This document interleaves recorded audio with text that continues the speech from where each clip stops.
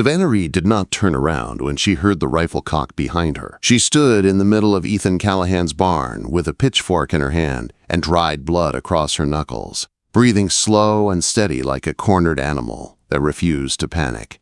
The lantern light cast long shadows across the wooden walls, and the horses shifted nervously in their stalls. She knew the sound of a weapon being prepared. She had heard it too many times before. "You going to shoot me?" she said without looking back, her voice flat and controlled. "Or are you going to say what you came to say?" The man behind her did not answer right away. The silence stretched tight between them. Then she heard his boots shift in the dirt. Ethan lowered the rifle slightly. "I thought you were a rustler," he said. "Heard you pacing." Savannah tightened her grip on the pitchfork but did not lower it. "I don't steal," she replied. "Not anymore."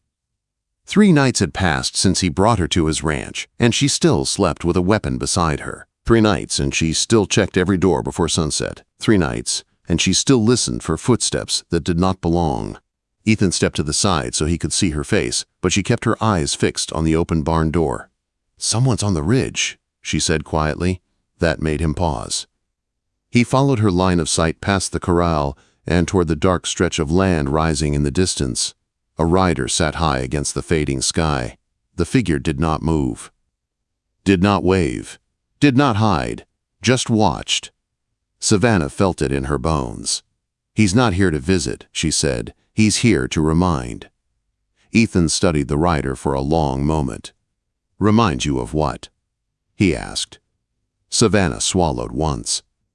"That men like him don't lose what they think belongs to them."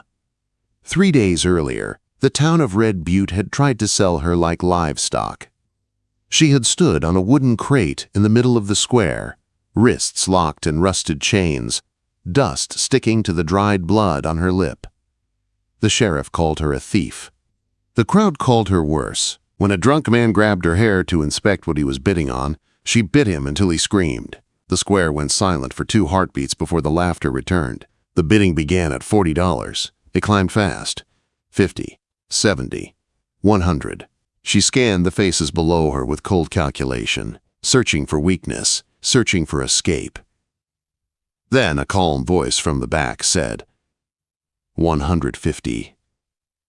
The crowd parted, and Ethan Callahan stepped forward with the steady walk of a man who had already made up his mind. Silas Crow stepped out from his carriage soon after, dressed in white, polished boots catching the sun. He smiled at Savannah like she was already his again. 200, Crow said smoothly. Ethan did not blink. 250.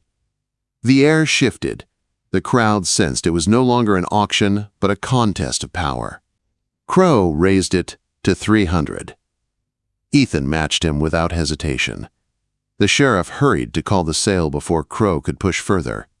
The chains were unlocked. Savannah stared at Ethan when the iron fell away from her wrists.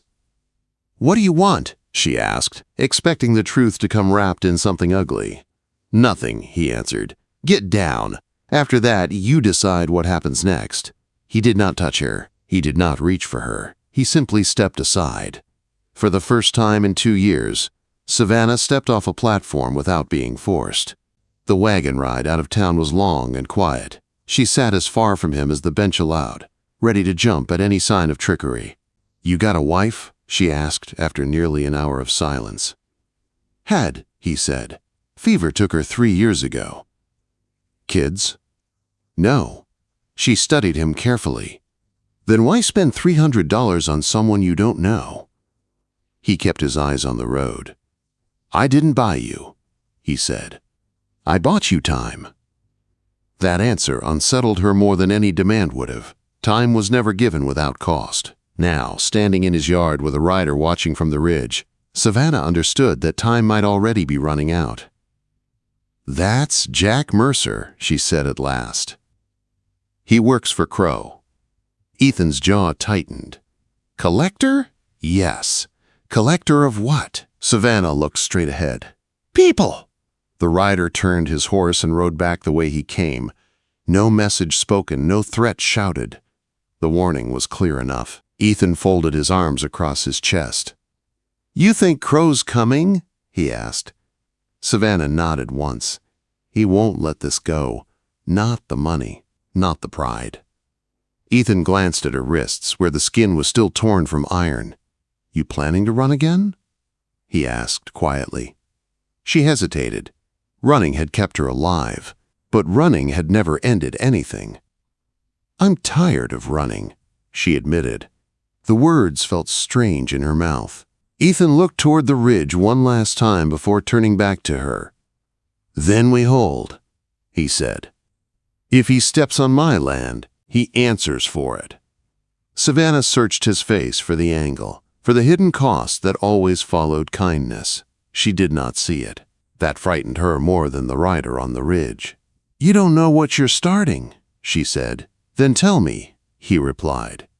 She told him about Devil's Canyon, about contracts no one could read, about debts that never shrank, about 16-hour workdays and water withheld as punishment. She told him about a woman named Clara who had been thrown into a pit for trying to escape. She told him about the graves behind the East Ridge. She spoke without tears, without shaking, as if reciting weather. When she finished, Ethan stood very still. How many are still there? He asked. 30, she answered. Maybe more. The wind moved through the dry grass between them. He owns half the territory, she said. He owns deputies and judges. Ethan nodded slowly. He don't own me, he said, and he don't own you. Something shifted inside her then, small but undeniable. She had expected fear. She had expected hesitation. She had expected the quiet suggestion that she leave before trouble arrived. Instead, he stood there, steady as the ground beneath him. You're either brave, she muttered, or stupid. He gave the faintest hint of a smile. Probably both. Night settled over the ranch. The ridge went dark. Savannah looked down at the pitchfork in her hand and then toward the house. There's a spare room, Ethan said. Door locks from the inside. He did not add anything else. He did not ask her to trust him. He simply walked toward the house and left the choice with her. Savannah stood alone in the yard for a long time. The scars on her wrists burned faintly in the cooling air. She slowly leaned the pitchfork against the barn wall and left it there. Just for tonight. Just to see what it felt like to walk into a house without gripping a weapon. As she stepped onto the porch, she felt the weight of the ridge behind her. Somewhere beyond it, Silas Crow was already counting losses. Men like him did not forget what they believed belonged to them. Savannah closed the door behind her and slid the lock into place.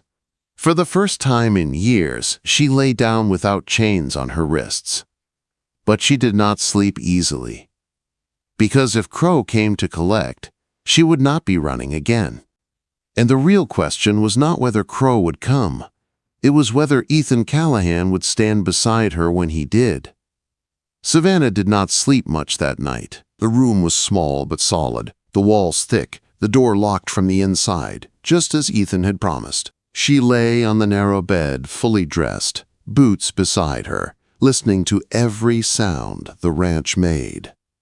The wind pushed lightly against the shutters. Loose board somewhere in the barn tapped in a slow rhythm. Horses shifted and snorted in their stalls. None of it was danger. Her body did not believe that. Every time she drifted, she felt iron around her wrists again. Every time she closed her eyes, she saw the ridge and the rider sitting still as a gravestone. When dawn finally came, she was already awake, staring at the ceiling, counting the seconds between breaths. She unlocked the door and stepped into the hallway. The smell of coffee drifted from the kitchen. Ethan stood at the stove, sleeves rolled up, moving slow but steady. He glanced over his shoulder when he heard her boots. He did not comment on the shadows under her eyes. He did not ask how she slept. He simply poured a second cup and set it on the table. Ryder left before sunrise, he said. I checked the ridge. Savannah nodded once and took the chair facing the door out of habit. She wrapped her hands around the cup without drinking. He wasn't there to scare us, she said. He was counting. Ethan leaned against the counter. Counting what? She met his eyes. Guns, men, weak spots. A quiet understanding passed between them. 2 ranch hands stepped in from the yard a few minutes later. The older one, Ben Harper, carried himself like a man who had seen enough winters to distrust every spring. The younger, Caleb Turner, looked barely past boyhood, all nervous energy and honest eyes. Both stopped short when they saw Savannah at the table. Word had traveled fast from town. "Morning, boss," Ben said carefully. His eyes flicked to Savannah's wrists and then away. Caleb nodded in greeting but said nothing. Ethan did not hesitate. "This is Savannah Reed," he said evenly. "She's staying." He did not explain further. Ben studied Ethan's face for a moment, then gave a slow nod. "If she works, she eats," he said. "That's how it goes." Savannah met his gaze. "I'll earn mine," she replied. Caleb seemed about to speak but thought better of it. The morning passed with quiet tension. Savannah did not wait to be told what to do. She walked the fence line and spotted a loose wire before Ben did. She mounted one of the ranch horses without asking permission and rode the perimeter like she had known the land her whole life. Caleb followed at a distance, watching the way she handled the reins. At one point, a young mare jerked sideways near a dry wash.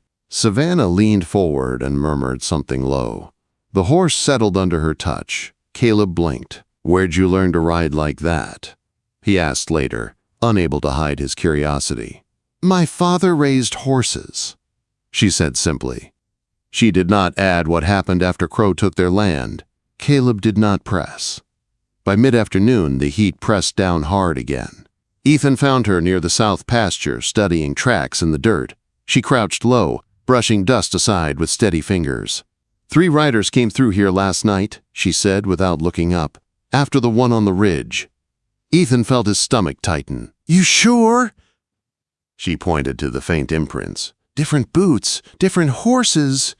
"They didn't cross the fence, just rode the line." She stood slowly. "He's testing you."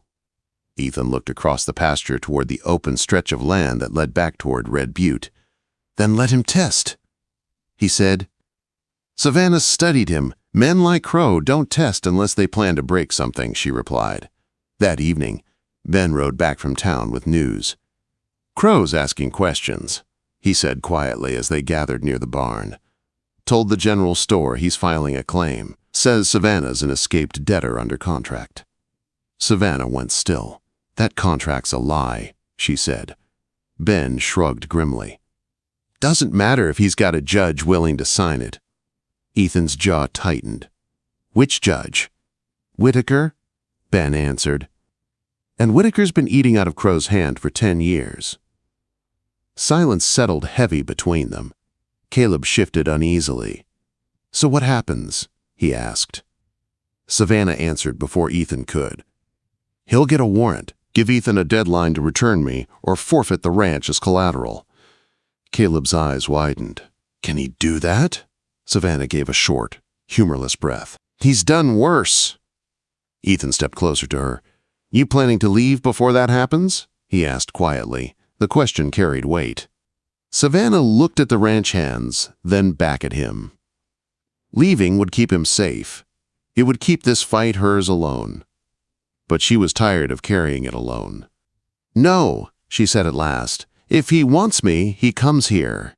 Ethan gave a single nod. "Then we prepare." Preparation changed the rhythm of the ranch. Ben checked rifles and counted ammunition. Caleb rode to neighboring properties with careful words and cautious ears, gauging who might stand with them and who would stay silent. Savannah drew a rough map of Devil's Canyon in the dirt beside the barn. She showed Ethan where the guards rotated, where the office building stood, where the strongbox was kept. "There's a ledger inside," she said, tapping the ground. "Every name, every forged deed. If that box gets opened in front of the right court, Crow's finished." Ethan crouched beside her. "And how do we open it?" She hesitated. "There's a spare key," she said. Crow gave it to his collector. Ethan looked toward the ridge again. "Jack Mercer." She nodded. That night, Savannah sat alone on the porch steps. The sky stretched wide and dark above her. Ethan joined her after a while, keeping a respectful distance. "You ever think about going back?" he asked. She did not pretend not to understand. "To free them?" She nodded slowly. "Every day." He studied her profile in the lantern glow. 30 people, he said quietly. "That's more than just you." "Yes," she replied. "It always was." A long silence followed, the kind that holds more than words. "If we're going to stand," Ethan said at last, "we don't just defend, we end it." Savannah turned toward him sharply. "You're talking about riding into Devil's Canyon. I'm talking about taking the proof he hides." She searched his face for hesitation. There was none, only resolve. Before she could answer, a single gunshot cracked through the night. The horses exploded in panic. Caleb shouted from the yard. Ben ran toward the sound. Savannah was already on her feet, reaching instinctively for a weapon that was no longer in her hand. Ethan grabbed his rifle and moved fast toward the fence line. Another shot echoed, closer this time. "They're driving cattle!" Ben yelled from the darkness. Savannah ran beside Ethan without waiting to be told. Over the fence line, shadows moved in the night, 3 riders pushing a small group of cattle toward the open range beyond the property line. "Diversion," Savannah breathed. "They want us chasing stock." Ethan raised the rifle but did not fire yet. "Or they want to see if we'll shoot first." Caleb skidded to a stop beside them, breathless. "What do we do?" he asked. Ethan did not look away from the moving shapes. Savannah's voice came steady despite the chaos. "If you chase them, they scatter and claim we attacked.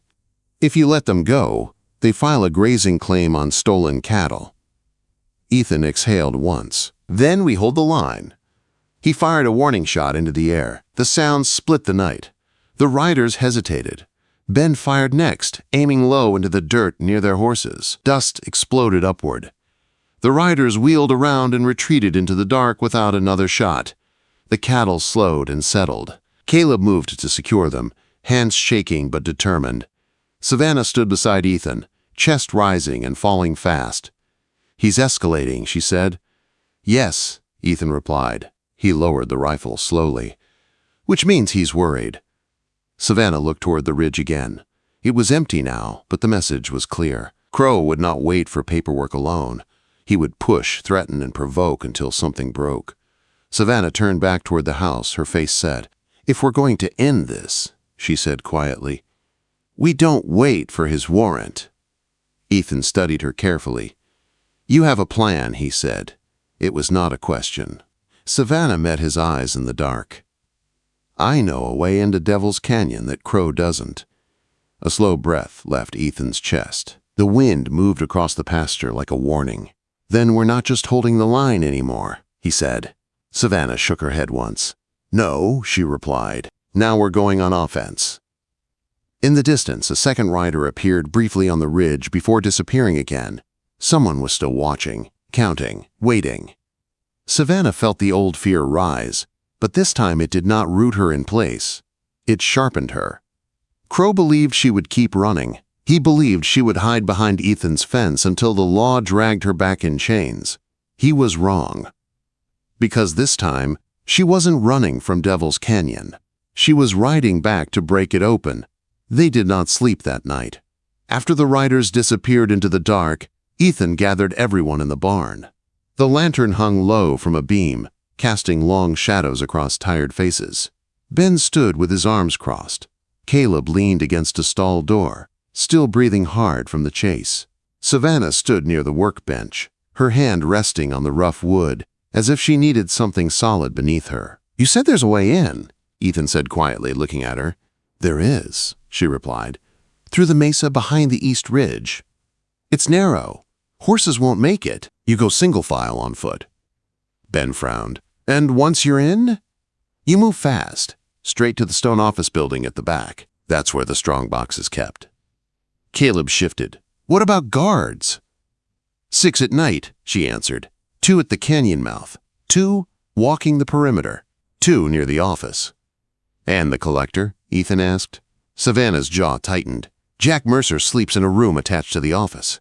He keeps the spare key around his neck.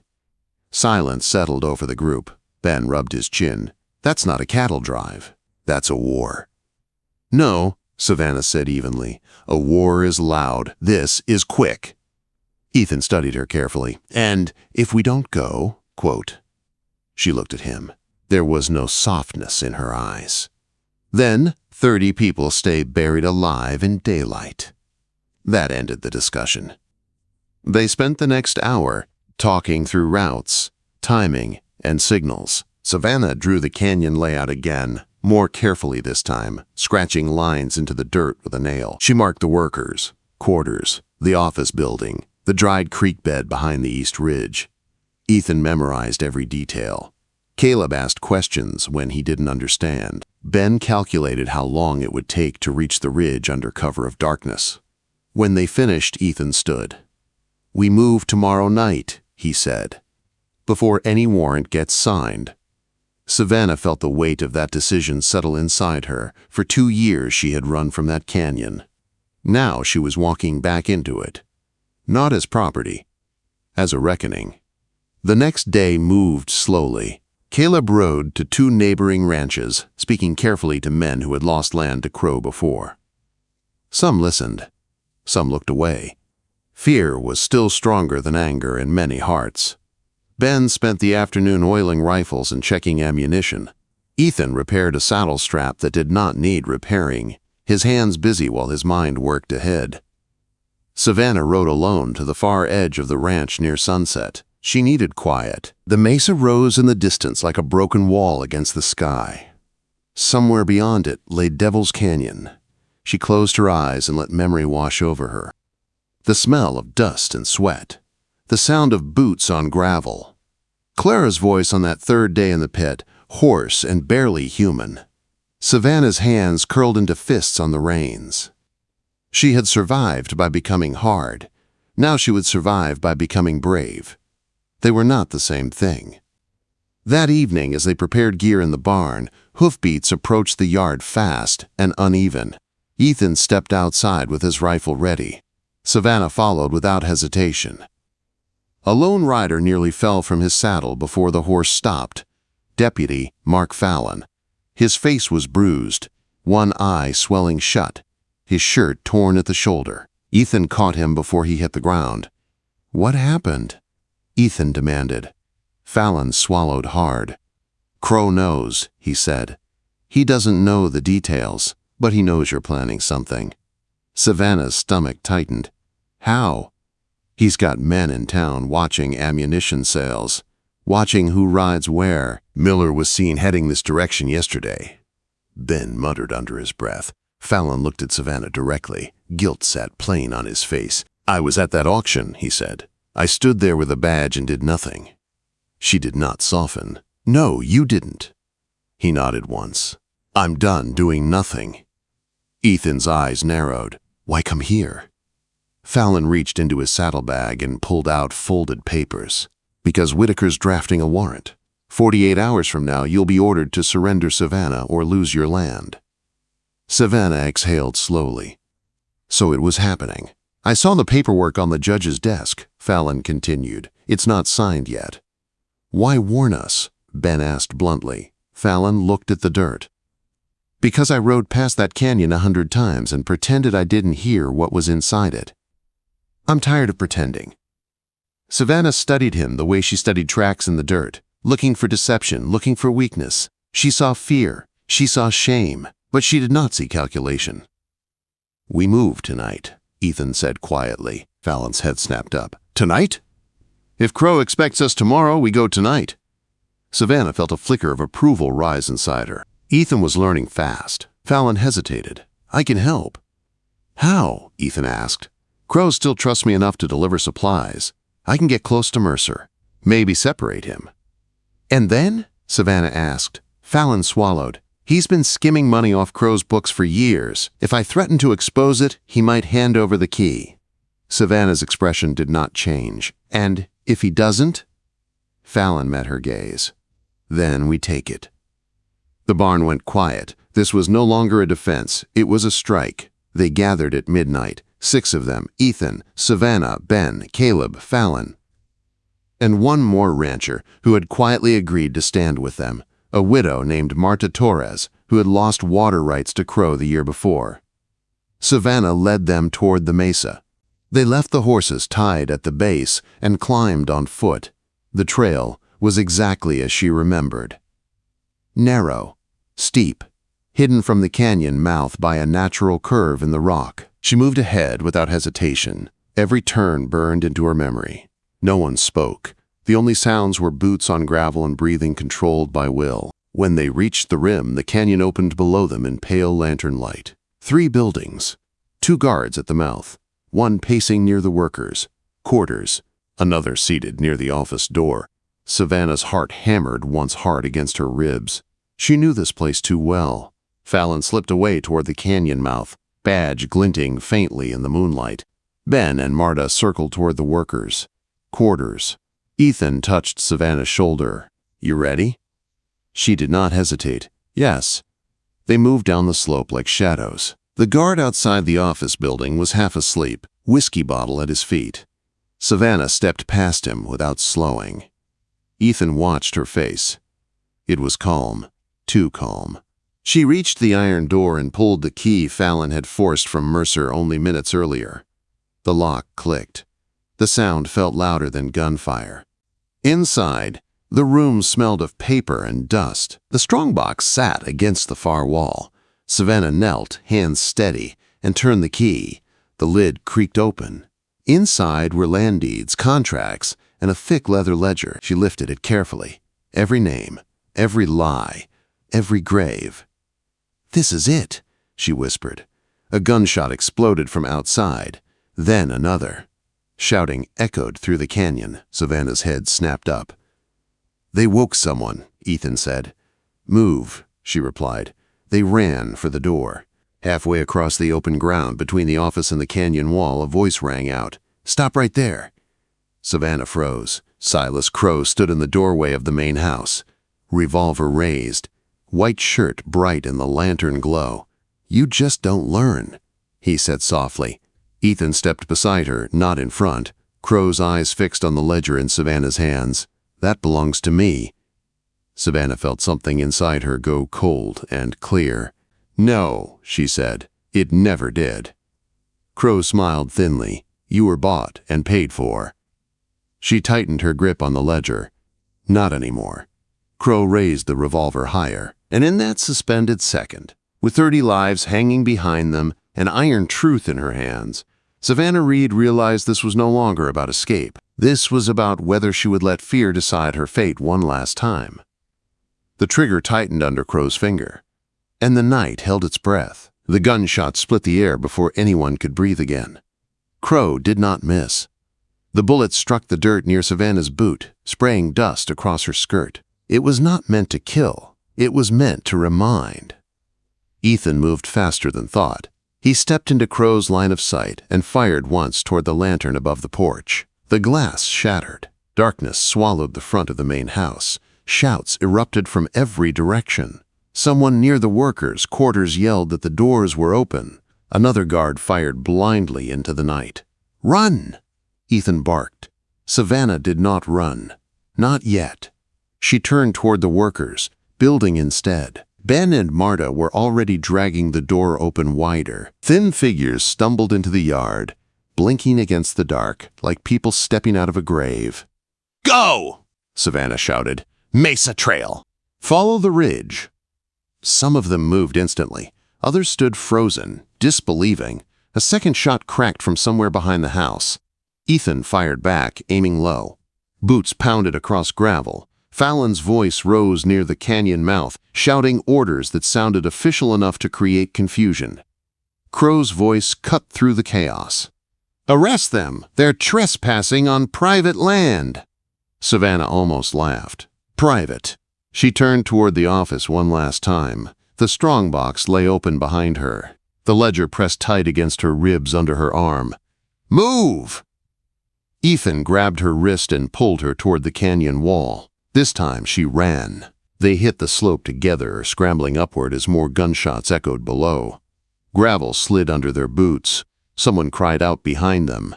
Savannah's heart slammed against her ribs as she turned back once to see if everyone was moving. Ben was halfway up with 2 women ahead of him. Marta carried a boy no older than 12 on her back. Caleb had a rifle in one hand and was guiding 3 others with the other. Fallon appeared at the canyon mouth, holding 2 guards at gunpoint while shouting about federal inspection authority. The confusion bought them seconds. Seconds were enough. Crow fired again. The bullet struck rock near Ethan's shoulder. Stone chips cut his cheek. Savannah felt heat flash through her chest. She stopped climbing.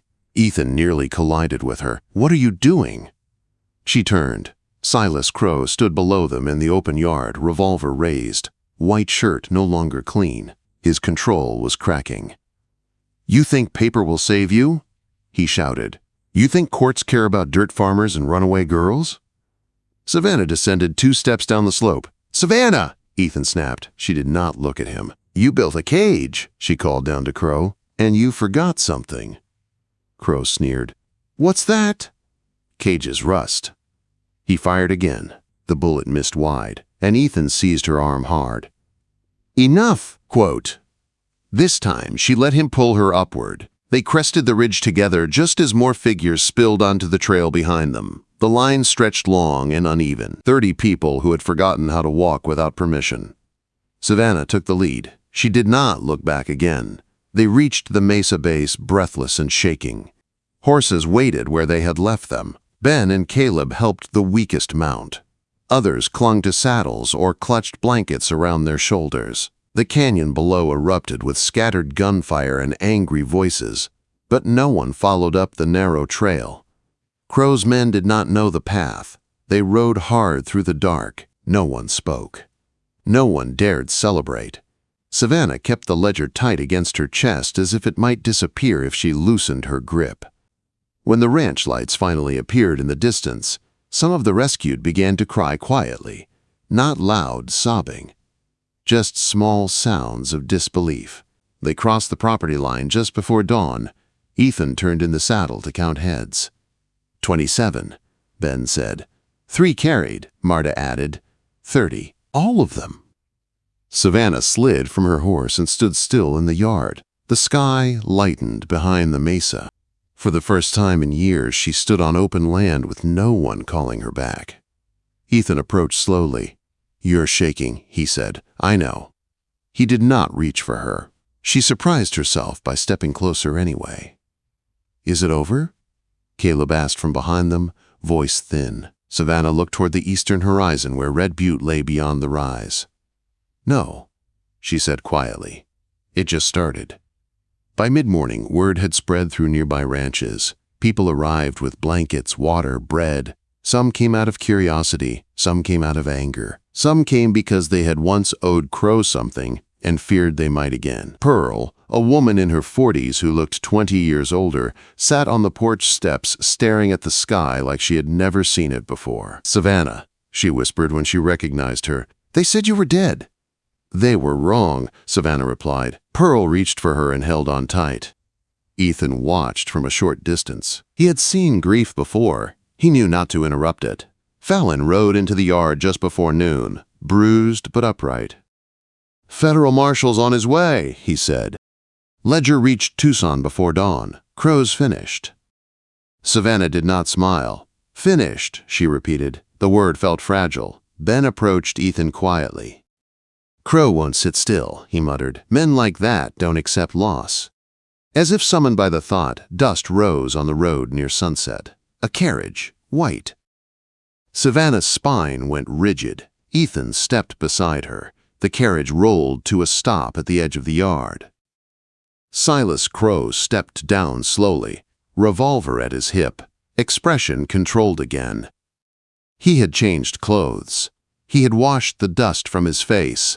He looked almost calm. "You made a mistake," he called across the yard.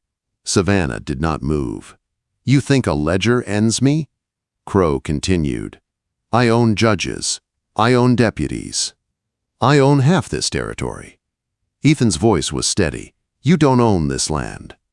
Crow's eyes shifted to Savannah. "You could have stayed in your place," he said softly. "You were fed. You were sheltered." A murmur of disbelief rippled through the rescued group. Savannah stepped forward. "My place?" she asked evenly. Crow smiled thinly. "Yes." Savannah felt the old fear rise. Then something else rose stronger. 30 people stood behind her now, not silent, not chained. "You mistake something," she said. Crow tilted his head. "I was never yours." The sound of hooves thundered from the east. 6 federal riders crested the ridge, badges flashing in the dying light. Crow's calm broke. He turned sharply toward the sound. Fallon stepped forward and drew his weapon. "Silas Crow," he said loudly, "you are under federal arrest for fraud, unlawful imprisonment, and conspiracy." For the first time in 20 years, Crow hesitated. He looked at Savannah. She held his gaze without blinking. This time, she did not feel small. This time, she did not feel hunted. She felt finished. Crow reached slowly toward his revolver. Ethan's rifle lifted. The marshals closed in. And in that suspended moment, Savannah realized something deeper than victory. She was not the wild girl dragged in chains anymore. She was the woman who had walked back into a canyon and torn its door off the hinges. Crow's hand froze in midair. Metal clicked behind him. The federal marshals stepped close enough to press a badge against Crow's shoulder. "It's over," the marshal said. Crow's eyes flicked once more to Savannah. There was no ownership left in them now, only fury and fear. Savannah did not look away. Not this time. They put irons on Silas Crow at sunset. The sound of metal closing around his wrists carried across the yard in a way that felt almost unreal. For years, that sound had belonged to other people, to women dragged into Devil's Canyon, to men who had argued about grazing fees they never owed. Now it belonged to him. Crow did not fight when the federal marshal tightened the cuffs. He stood straight, chin lifted, as if he were the one granting permission for it to happen. "You think this ends in this dirt yard?" he said quietly to the marshal. "You think paper and testimony can undo 20 years? The marshal did not answer. He simply guided him toward the carriage. Savannah stood still through it all. She did not step forward. She did not step back. Her hands hung at her sides, empty for once. Crow paused before being placed into the carriage. He turned his head slightly, just enough to see her. "You'll regret this," he said, his voice low enough that only she and Ethan could hear. "You don't know how to live without a fight." Savannah felt the words strike somewhere deeper than she wanted them to, but she did not let her face change. "Watch me," she replied. The carriage door shut. The marshals rode out with Crow in the center of their formation, dust rising behind them in a long, fading line. For a few seconds after they disappeared over the ridge, no one in the yard moved. Then Pearl began to cry. Not loud, not dramatic, just a quiet release that spread through the group like a tide. One by one, the rescued sank down onto steps, onto barrels, onto the dirt itself. Some covered their faces. Some stared at the horizon like they expected the carriage to come back. Ethan stepped toward Savannah slowly. "It's done," he said. She nodded. But her body did not believe him yet. The ranch did not sleep that night. 30 extra people filled every corner of the main house, the bunkhouse, and even part of the barn. Blankets were spread across floors. Caleb carried buckets of water back and forth until his shoulders ached. Ben organized shifts to keep watch, though the threat had ridden away in chains. Savannah moved through the crowd quietly, checking wrists, checking fevers, making sure everyone had eaten. She did not rest. She did not sit. She seemed driven by something deeper than exhaustion. Ethan found her near the water trough after midnight. "You're bleeding," he said gently. She looked down at her palms. Somewhere on the mesa she had scraped them raw against rock. She had not noticed. "It's nothing," she said. He stepped closer but did not touch her. "You don't have to keep moving." "If I stop," she replied, "I'll think." "And thinking's worse?" She met his eyes then. "Yes." He let that sit between them. For years, survival had been simple. Work, obey, endure, escape. Now there was space, and space made room for memory. She leaned against the trough and closed her eyes for a moment. The night air felt different. Not lighter, just unfamiliar. "Clara's grave is still back there," she said quietly. "We'll mark it," Ethan answered. "And the others?" "Yes." She studied him carefully. "You don't hesitate." "I hesitate plenty," he said. "I just don't show it." That earned the faintest flicker of something in her expression. Not quite a smile, but close. 2 days later, word arrived from Tucson. The ledger had been read in full. Arrest warrants expanded. Judge Whitaker had been detained pending investigation. 3 deputies from Red Butte were suspended. The territory had begun to talk. The ranch filled with visitors after that. Reporters. Ranchers who had once stayed silent. Families searching for missing names. Some came to thank Savannah. Some came to see if the rumors were true. She did not enjoy any of it. Praise made her uneasy. Gratitude made her restless. "You're the reason we're alive," Pearl told her one morning while helping knead dough in the kitchen. Savannah wiped flour from her hands. "You're alive because you didn't break." That's not the same thing. Savannah did not argue, but she did not accept it either. The first hearing in Tucson was set 3 weeks after Crow's arrest.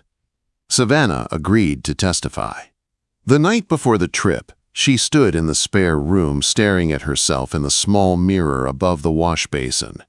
The scars around her wrists had faded from angry red to pale lines. They would never fully disappear. There was a knock at the door. "You ready?" Ethan's voice asked through the wood. "No," she answered honestly. He did not open the door. "You don't have to go," he said. "Yes, I do." Silence lingered. "Then I'll be there," he replied. That was all. She unlocked the door and stepped into the hallway. He glanced at her collar, which sat uneven at her throat, but said nothing about it. He simply walked beside her down the porch steps toward the wagon. The courtroom in Tucson was packed. Savannah felt the weight of 100 eyes as she took the witness seat. Crow sat at the defendant's table in a clean suit, his expression controlled once again. He did not look like a man who had buried people in secret. He looked like a businessman inconvenienced by paperwork. The prosecutor asked simple questions. Her name, her age, her time in Devil's Canyon. She answered without drama. She described the contracts no one could read, the debts that never decreased, the pit, Clara, the graves, the long days without water, the ledger. At one point, Crow's attorney stood and asked, "Miss Reed, is it possible your memory exaggerates hardship due to personal resentment?" The courtroom went quiet. Savannah folded her hands in her lap. "I was 16, she said evenly. "I could not read the contract I signed. If you call that resentment, then yes, I resented." A ripple moved through the room. She did not look at Crow, not once. When she stepped down from the stand, her knees felt weak, but her hands did not shake. Ethan was waiting near the back wall. "You did well," he said. She nodded once. "I'm tired," she admitted. "That's allowed." The verdict came 5 days later, guilty on multiple counts: fraud, forgery, false imprisonment, accessory to wrongful death pending further investigation. 35 years. Crow did not react when the sentence was read. But when the marshals led him past Savannah, he slowed for half a second. "You don't know what you are without this fight," he murmured. She met his gaze. "I'm about to find out," she said. He was taken away. This time, she did not watch him go. The ranch changed slowly after that. Some of the rescued returned to family in distant towns. Some chose to stay nearby and start fresh. Pearl found work in Tucson. Others moved on quietly, unwilling to live in a place that reminded them of what they had survived. Josie remained. 15 years old. No family left. Savannah found her one afternoon sitting alone in the barn, staring at the open fields. "You staying?" Savannah asked. Josie nodded. "If you'll have me." Savannah looked around the barn, the smell of hay, the sound of horses, the absence of chains. "You'll work," she said. "I will." "You'll learn to read." Josie's eyes widened slightly. "Yes, ma'am." "And you'll never sign anything you don't understand." Josie gave a small, determined nod. Something steady settled in Savannah's chest. That evening, she and Ethan sat on the porch. The ridge that once held watchers now held nothing but open sky. "You could have let me leave," she said after a long silence. "I know." "You didn't." "No." She turned toward him. "Why?" He considered the question carefully. "Because buying you wasn't the point," he said at last. "Setting you free was." She studied him for a long moment. The suspicion that once lived in her eyes had faded. Not completely, but enough. "I don't know how to be anything other than hard," she admitted quietly. "You don't have to be anything," he replied. "You just have to stay." The wind moved gently across the porch. For the first time in years, Savannah did not feel hunted. She did not feel owned. She did not feel like she was bracing for the next blow. She felt uncertain, and uncertain was better than afraid. She reached for his hand. Not hidden, not hesitant, just steady. He closed his fingers around hers. The fight was over. Now came the harder part, learning how to live without it. Winter came slower that year. The desert did not turn white, but the air sharpened, and the nights grew long enough to make a man think. The ranch settled into a rhythm that no longer revolved around fear. Cattle moved across the pasture, without riders shadowing the fence line every hour. Lanterns went out at night without someone checking the ridge twice before bed. The sound of hoofbeats after dark no longer sent hands reaching for rifles. Savannah noticed the difference before anyone else did. The first night she slept without waking once, she did not realize it until morning. She opened her eyes to sunlight instead of memory. For a full minute she lay still, waiting for panic to arrive. It did not. The spare room no longer felt like a hiding place. It felt like a room. She sat up slowly and listened. Horses in the corral. Caleb laughing about something in the yard. The smell of coffee drifting through the hall. Normal sounds. She had almost forgotten what normal sounded like. Josie learned quickly. Savannah made sure of that. They rose before dawn most mornings and rode the east pasture together. Savannah taught her how to read tracks, how to judge distance by dust, how to feel a horse's tension through the reins. But in the afternoons, when the work slowed, she placed books on the kitchen table. "Read every word," she would say. Josie stumbled at first. Her education in Devil's Canyon had been limited to obedience. But she worked hard. She traced letters with her finger. She sounded out contracts, line by line. She asked questions. What does collateral mean? It means they take something if you can't pay. What does void mean? It means it no longer holds. Josie nodded thoughtfully. And what does partner mean? Savannah paused at that. It means equal, she said at last. Josie smiled slightly and returned to her reading. The territory did not forget Devil's Canyon. Trials continued through winter. More names surfaced. More forged deeds were reversed. Judge Whitaker received a sentence that made headlines as far as California. Deputies who once walked with Crow now kept their heads down. Deputy Fallon rode out to the ranch once a month. He never arrived unannounced. He dismounted before stepping onto the porch. He removed his hat. "Just checking in," he would say. Savannah did not make him wait on the porch anymore. He noticed that. He never mentioned it. One evening, months after the trial, Savannah stood alone at the edge of the south pasture, where the water tank had once been poisoned. The new tank stood solid and clean, rebuilt stronger than before. The cattle drank calmly. Ethan approached quietly, boots crunching in dry grass. "You're thinking," he said. "Yes." "About what?" She watched the herd move in the fading light. "I don't feel angry anymore," she admitted. "That's not a bad thing. I don't know what to do without it." Ethan stood beside her, not touching. "Anger kept you alive," he said. "But it doesn't have to run the rest of your life." She studied the horizon. "When I was in the canyon, I promised myself I'd never belong to anyone again," she said. "You don't," he replied. She looked at him carefully. "You sure?" Quote, "I'm sure." Silence stretched between them, not heavy this time, open.